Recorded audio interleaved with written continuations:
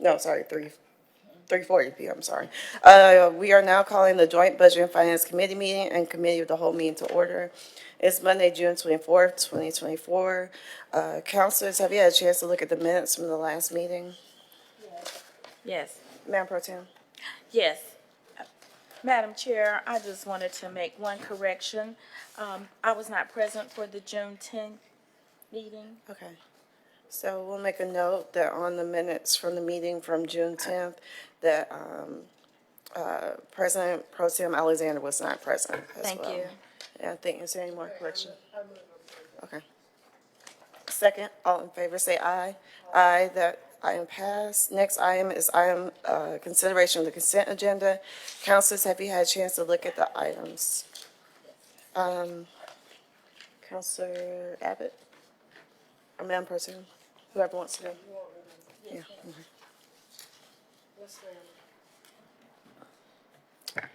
I would like to place on consent item 4 on page 1, items 5, 6, and 7 on page 2, items 8 and 9 on page 3, item 11 on page 4, item 13 on page 5, and then item 14, if the verbiage is changed to match the email attachment that we received from Laquita. I guess I need to read the new verbiage. It says, an ordinance to amend the grants fund budget for the fiscal year ending June 30th, 2024 by appropriating $800,000 from ALDOT 2024 Transportation Alternative Set-Aside Program, or TAP, grant to Transportation 15th Avenue North, Norwood Raised Bike Lane, intersection improvements, and streetscape enhancements. So that would include that new language for item 14 Okay. and place it on consent. Okay. And then on page 6, items 16 and 17. And on page 7, nothing. So Okay, so that's item 4 on page 1, items 5, 6, and 7 on page 2, items 8 and 9 on page 3. On page 4, item number 11, items 13 and 14 on page 5, and items 16 and 17 on page 6. Madam Pro Tem, do you have any items you'd like to add? No, I'd like to second the motion for those consent items. Okay. well, except I Yes, just it's saw one that I Yes, wanted to no, hear yeah. about that somehow I wrote it down 2 ways. 17 I'd like to hear. Okay. It's on page 6. Okay, well, please note that we are taking item 17 off of consent. Okay, well, there's been a motion and a second. All in favor say aye. Aye. Aye, the consent agenda has passed. If your item was placed on consent, enjoy the rest of this beautiful afternoon. Otherwise, the first item is item number 12. No, I'm sorry, item number 10. I apologize. Item number 10. This is a ground lease for Graymont School, under which the city of Birmingham will lease the former Graymont School for a term of 30 years, a rent of $1 per year, with the property to be redeveloped to create 101 affordable renting housing units for senior citizens. And then there's also an affordable housing development and funding agreement under which the city will provide $3,500,000 ARPA funding in the form of a forgivable loan. Move the item. Second. Hey, good afternoon.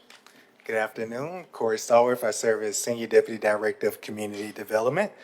And the 2 items before you are to support our choice neighborhood developments and partnerships with the Housing Authority of the Birmingham District. And so the first agreement will allow for us to convey the JCCEO property to the developer, which is Integral Partners and Rule Enterprises out of Atlanta, to be able to develop this site into a senior-only development as well as an early learning center in the bottom floor of the existing JCCEO building. And so I like to say that this development was one that really caught HUD's attention because it's an intergenerational development.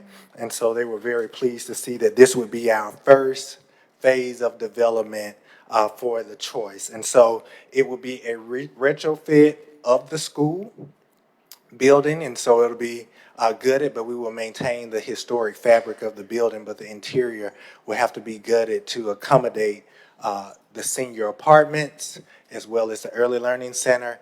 And then if you're familiar with the site, there is a parking lot, a lower parking lot on the site, and so there'll actually be a second building, new construction, to house affordable units as well for seniors. So that 101 will be evenly split into both of those structures, the existing and the new.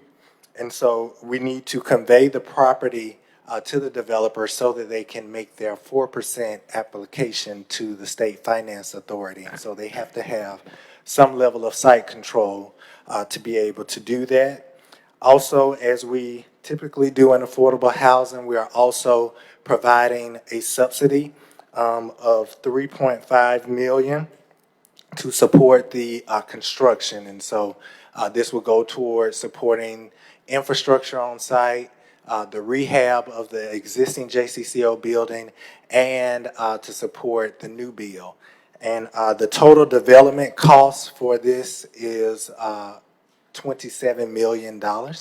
And so we are seeking to subsidize that so that we can bring down the rents there. And so also the Housing Authority is providing funding as well as providing vouchers to help subsidize a portion of the rent.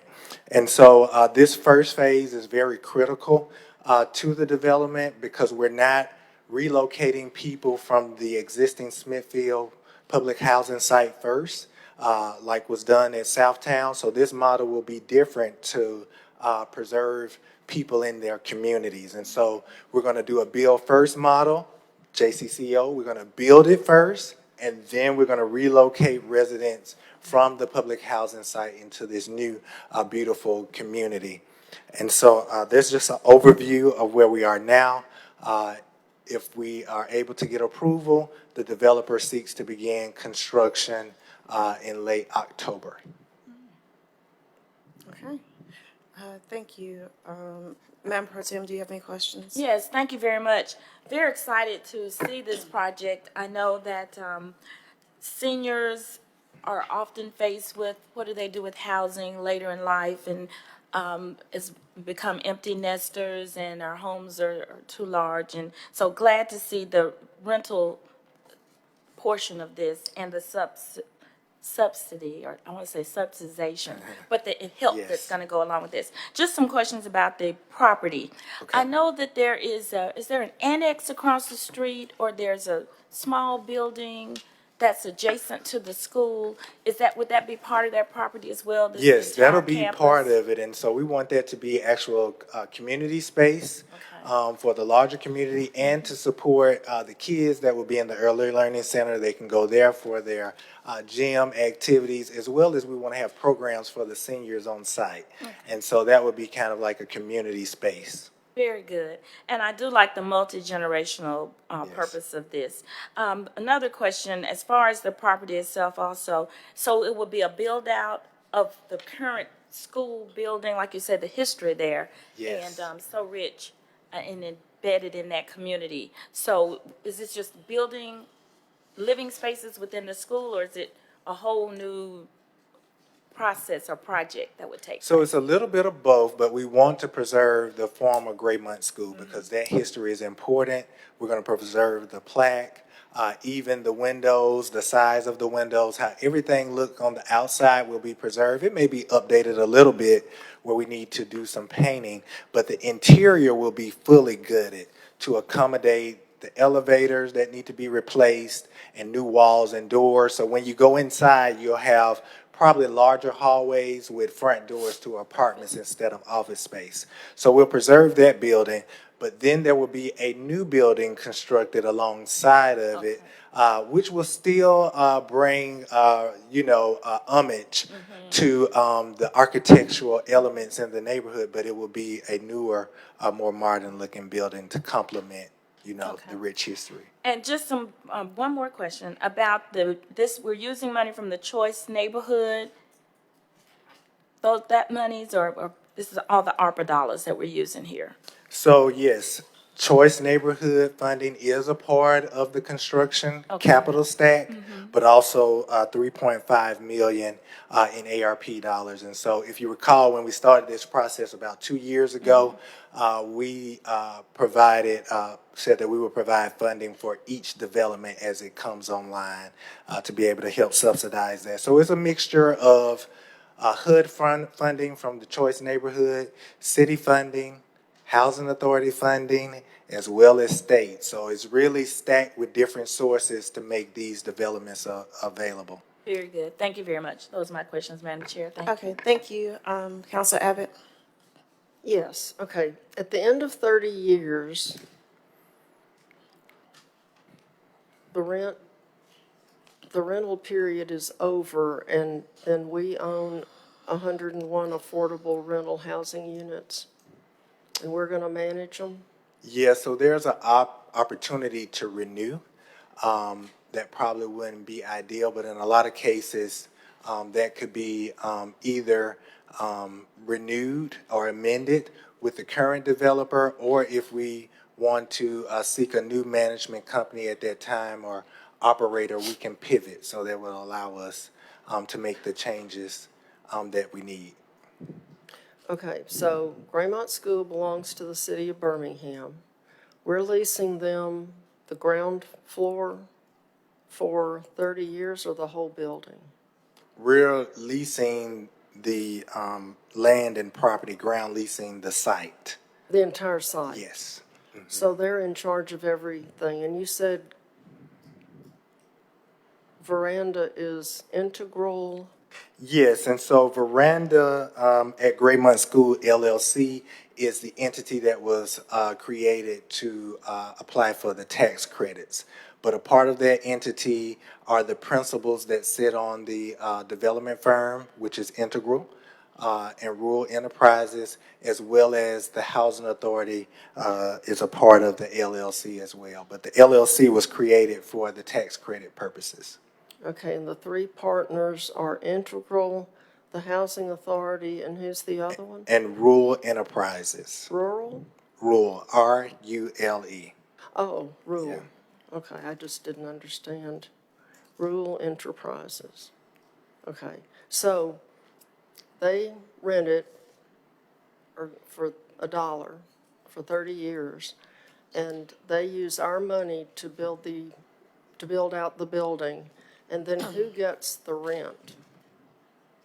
The rent payments that the people who live in the units, who is the recipient of those funds? So that'll be the management company that will be on site, which the developer, Integral, also has a management arm within their enterprise that manages communities. So there's the same management company that oversaw Park Place and Centennial Gardens in Atlanta.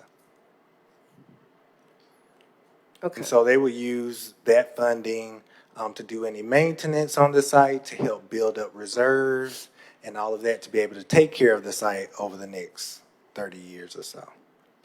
okay. And the Housing Authority, what will their role be at Graymont School? So the Housing Authority's role will be to provide oversight over the management company as well, to make sure that they're meeting the needs of the clients served, as well as they will be providing what is called project-based vouchers. And so project-based vouchers are different than Section 8 because those vouchers are tied to the apartment. And so the Housing Authority will have an agreement with Integral to provide those vouchers for whatever period of time that they agree upon. And so those vouchers are actually subsidy to even make the rents more affordable. And so the Housing Authority in that agreement, we'll also go out and perform inspections on an annual basis to make sure that those units meet code and to make sure that the site is in compliance as well. Okay, thank you. I just wanted to know how it was going to work. Yeah, no problem. Thank you. Yes, who is the third? So I have the Housing Authority, Rural Enterprises, I forgot the first company you named. Integral Partners. Integral. And so Integral Partners and Rural Enterprises, two developers that have come together to lead all the choice developments. Rural Enterprises is a smaller minority firm that Integral is working alongside with and helping them to build their capacity. That was another creative thing that we did in our application to grow a minorities firm capacity. Gotcha. What's the timeline for the construction? When do you think they'll be open? So they'll start in late October and should finish around probably the first quarter of 2026. 2026. And then they'll start moving people in. Yes, they'll start moving people in. They may start moving people in a little sooner because you'll have the existing building that they'll renovate first. So if that becomes completed first, then they'll move some folks over while they're building the second wing. Okay, how much will they may not know yet. I'm just trying to see how much would they charge for the For rent. rental units? Not sure of that yet. It will be in compliance with HUD rental limits. So HUD puts out a document based on counties and cities of what the highest rent should be, and you should not exceed that. And so we'll have to wait till the building come online to see what the rent limits would be in 2026. Okay, Because they change from year to year, depending on the market. what was the latest number that they put out for us? I don't have that right offhand. Oh, you can just Yeah. email it to us. I'm just curious. Yeah. Okay. Yeah, probably for like a 2-bedroom, I'm sure we are somewhere at probably like 1,000, 1,100 Okay, that's now. not bad. Okay. Okay. Thank you. Committee members, do you have any additional questions? Just one more. The item says we're going to rent it for 30 years for $1 a year, but the agreement that you have provided says $10 for 30 years, a whopping increase. So which one is correct? It should be a The dollar. agreement? It should be $1, so we would need to make that correction. Let's see where the $10 is. Maybe it's to pay for something else. Yeah, therefore for $10, yeah, it says $10. But then later it says $1. So $4. you pick one, It should be $1, but I'll let yeah. I doubt Jim, that it if will. Jim has any other explanation, Attorney Stanley can come up, but it should be $1. Okay. That's typically the process for a nominal fee, and that's how it was done for Southtown as well. Well, I'm sure that they could come up with the $9 other I'm if they sure. really needed to. Yeah. So, but just so you'll know, there's that error. Yes, That yes, we'll needs to go be- through and reconcile that. Thank Correct. you for pointing that out. Yeah, thank you. That was all. Okay. Well, if there aren't any additional questions, is there a motion and a second? I move approval. All in favor, say aye. Aye. That item passes. Thank Thank you. you. Next item is item number 12. This is an ordinance to amend the grants fund budget for the fiscal year ending June 30th, 2024 by appropriating $75,000 to planning, engineering, and permits for underrepresented communities grant per award received from National Park Service. Okay. Chief? Ms. Hannah Garman's coming up to speak on it. I apologize. I thought you said item 11 was on the consent budget. We said item 12. I'm sorry, item 12. Okay. Yes, ma'am. I apologize. I'm No, it's Hannah okay. Garman. I serve as the Historic Preservation Manager for the city. This is a grant we applied for and received last year from the National Park Service to do a historic survey and National Register nomination for the Titusville community.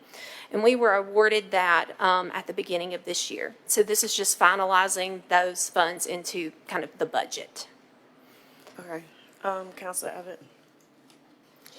Well, all I have to say is if the item had said that, it would have been on consent and you wouldn't have to be here. That's So, okay. you Well, I'm know, happy to answer any questions.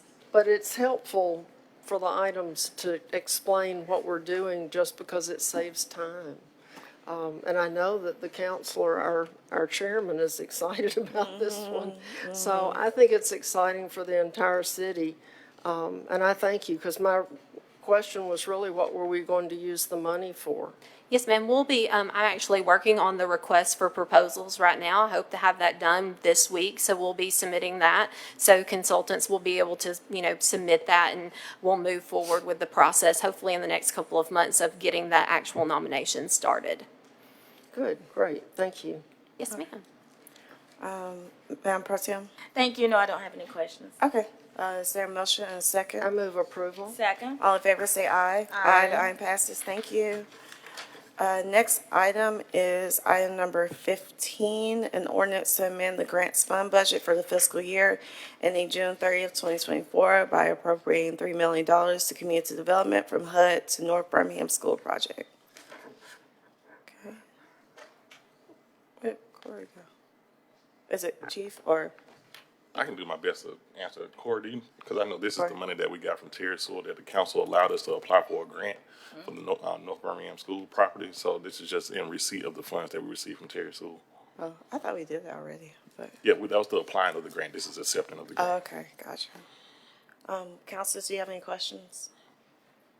Okay, if Yes, I have it. the funding is from Terry Sewell, 3 million, Yes, ma'am. Yes. and then we're not going to lease it to anyone for $1. So how is this going to work? So we haven't got that far yet. We're in receipt of the funds now. This will allow us to receive the funds so that we can purchase the school, and we can work with our architect to come up with a plan for development. And once we come up with that plan, then we will put out an RFP to try to select a developer who will come and develop the site. And so at that point, when we are selecting a developer, we will negotiate what the terms will be as far as conveyance of the site through a ground lease or outright sale. So it will just determine on what would be the best approach at that time. Okay, so we'll see this again repeatedly. Yes, so you'll see once we get closer to selecting a developer, we're gonna always come. It's gonna always be some type of strategy to make sure that at the end of the day, we're getting these units to the resident at the lowest cost possible. Okay, thank you. That answered my questions. Okay. Madam Pro Tem? Thank you. With the clarity of what we're doing here, we've received the money now. We're actually be able to take it and Yes. do the planning Yes. and project development, that type thing. No, thank you very much. Okay. Is there a I motion? move approval. All in favor, say aye. Aye. Thank you. Thank you. Next item is item number 17. This is an ordinance authorizing the mayor to execute an agreement for cost sharing with the city of Mountain Brook to allow the city of Mountain Brook to construct a roundabout on Cahaba Road near the Birmingham Zoo, the project, and to share the cost of maintenance from the roundabout upon completion of the project jointly between the city of Mountain Brook and the city of Birmingham. The city of Mountain Brook will bid and superintend the project. Okay. Hello. Good afternoon to the committee. My name is Colin Alexander, Senior Planner with the Birmingham Department of Transportation.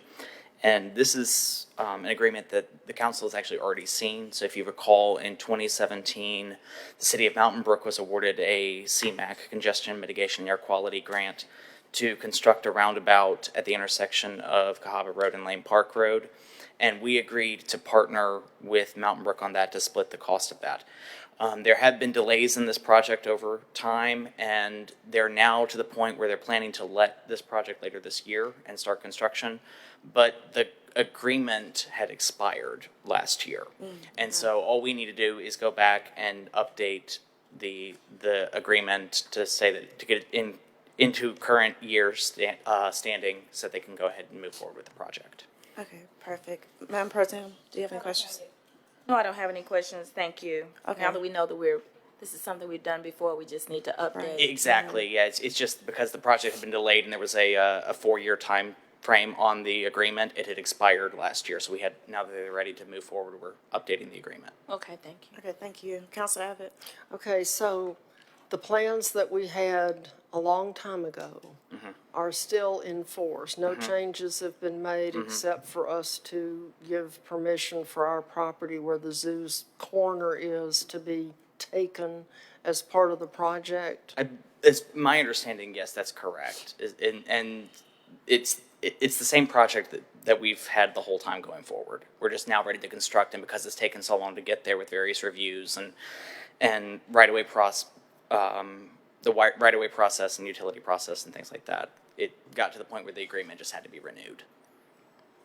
Well, this is exciting. This is sort of in my district. I guess one little corner of it's going to be in the district. And roundabouts are such a great thing to do after people learn how to use them. So I hope that the city of Mountain Brook is good at explanatory signage so that everyone doesn't get to that intersection and crash into each other. Because it's like the 5 points of Mountain Brook, Yeah. I guess they are. Anyway, so I'm glad it's finally happening, and I just wanted to know if it was the same thing that we've been looking at for years, or if there were changes to it, and that was maybe what took so long. But Mountain Brook's in charge of it. Yes, ma'am. Mountain Brook is leading this project. We're just partnering on the grant match component Okay, of that. good, thank you. That answers my question. Yes, Madam Pro Tem? Yes, interesting that Mrs. Abbott talked about the roundabout. We have our first one in D7 over on Venus, and had a lot of questions about why a roundabout and that type thing. So we could talk about it later, but I think a lot of people are going to need a little help in how we navigate the roundabout. And it's a little awkward right now because neither of the businesses, that are going to be there that would benefit from that, we still have wooded lots out there. So anyway, I just thought we'll be looking for roundabout directions. But thank you. Yes, ma'am. Okay. I don't have any questions. Okay. Is I there, move approval. all in favor say aye. Aye. The item passes. Thank Thank you. you. Next item is item number 18. This is a funding agreement with the Public Athletic, Cultural, and Entertainment Facilities Board, PACE Board, under which the city will provide funding in the amount of $66,300 and certain in-kind services to the board for engineering services and construction costs to build out additional storage office space in the Negro Southern League Museum for use museum staff. Thank you. Good afternoon, council. I'm honored to serve as the interim director of the Negro Southern League Museum. As we've all seen, it's a big time for baseball history in our city. And the proposal that we're asking is for an additional space for storage. The museum it's pretty much our exhibits and 2 small office spaces. And so the work of the museum is ongoing, and we get requests to review different artifacts and things like that. And so we don't really have space to store those things and to be able to change out different exhibits over the years. So that's what the request is asking for. Okay. All right. Madam Pro Tem? Thank you very much. Glad to see you again. I was just down there this weekend. I do have a question. Where would this space be? Because you seem to be, you're just sandwiched in right there. So Yes. you're taking part of the parking over there? No, it's actually in the museum. There is a walled off space that has nothing behind it. Okay. It's And so- behind the pitching exhibition. Exhibition thing? Okay, perfect. Thank you. I was just trying to wonder where would you fit that. All right, thank you. And this has the estimated cost for construction, and then you've got an engineering consultant that's going to come in and tell you the best way. Yes, the planning, engineering, and permits, capital projects is already consulted with EDT, and they've created the plans for the space already. Okay, so that's always in the works. All right, thank you. Okay. Counsel Abbott? Well, somewhere last night I was looking at the plans, but now I don't see where I was looking at it, so maybe I just imagined them. In one area, it says that this is for storage space, and another space, it says it's for office space, and then it says it's additional storage office space in another place. So Yes, ma'am. it's really the space for another employee to have a desk and some storage. It could be both. Right now, it's going to be branched off of an already existing office space. And once it's completed, we'll kind of determine which space is better for an office space, or if we should use the existing office space for storage instead. So it's going to be outfitted with sprinkling and air conditioning and all the things that are needed for either or. And then the question about the, I know museums need storage because you don't leave the same stuff up forever. Yes. But the items that are put into the storage, will this be, I mean, I know it'll be conditioned space, but do you have to go through all the things with the right amount of humidity and the right amount of everything to keep the Yes. display items from deteriorating like the art museum does? Yes, ma'am. And that's the issue. The current office space where there's a person in the office space as well as artifacts in the space, it's climate controlled, and there's a humidity device in there to monitor the levels of humidity. So that's why it may be more ideal to use the new space for office and keep the current space for storage. And so there will be more space in there for us to be able to house those artifacts. Okay, thank you. Yes, ma'am. My questions are answered. Okay.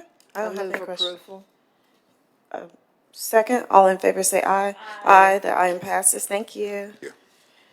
And then the last item is item number 19, an ordinance to amend the general and capital fund budget for the fiscal year ending June 30th, 2024 by appropriating $24,649.97 to capital projects deferred maintenance program. Funding source is reimbursement received from insurance proceeds.